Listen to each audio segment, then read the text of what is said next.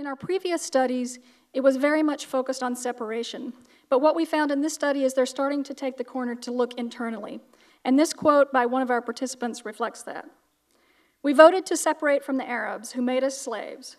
But as we have separated now, we want a nation with good governance and respect for the feelings of citizens, a nation that will eliminate tribalism and with no empty promises from leaders." So that's what they're looking for in their new nation.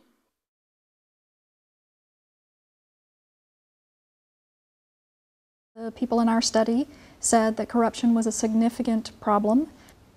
There's no accountability, there's no transparency, there's lack of control over public funds. They want this addressed and think it's crucial to address the corruption issue if the country is going to be successful. By far the biggest challenge that people in our study pointed to was the issue of tribalism, both in terms of an imbalance of power. And then another aspect of tribalism is they believe there are very unfair government employment practices, which is important since the government is the only viable employer for the most part right now in South Sudan. So people feel locked out of the government employment process. And as I said, that's one of the major rewards of peace because right now it's the only employer.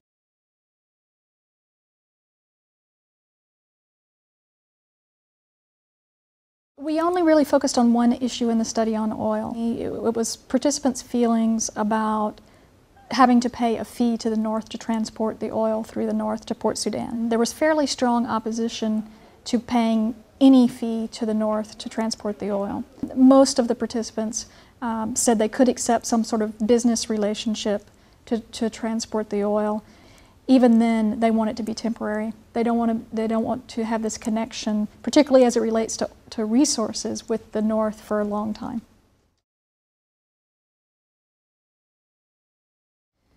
Well, again, there were several issues that the participants raised related to the military. One, again, is the tribalism issue. They feel the top leadership is dominated mainly by the Dinka. They also say that sometimes when new recruitment is happening for the army, the soldiers who are recruited are only from a very narrow part of the population, a clan or a family, that sort of thing.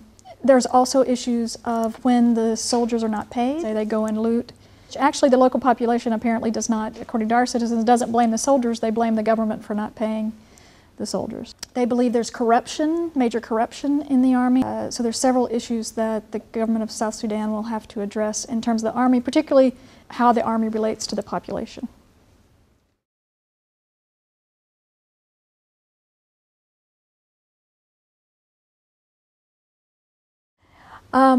Well, it's interesting.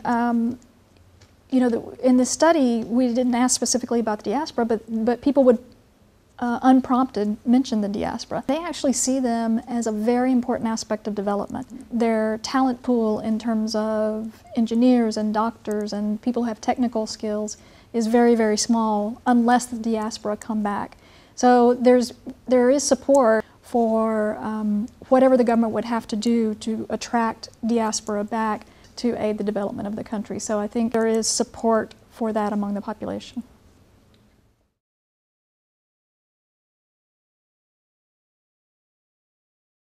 You know, the one thing that can't be ignored here, particularly with our participants talking about tribalism being the major challenge, is the aspect of nation building.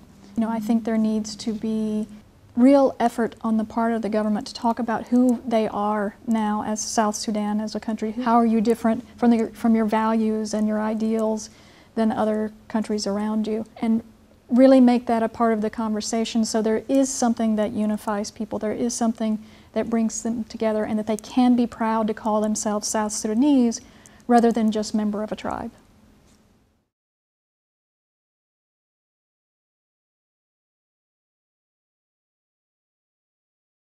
In terms of development, they're certainly beyond what the government of South Sudan can deliver. They have a short time frame within which they want to see major changes in their specific area.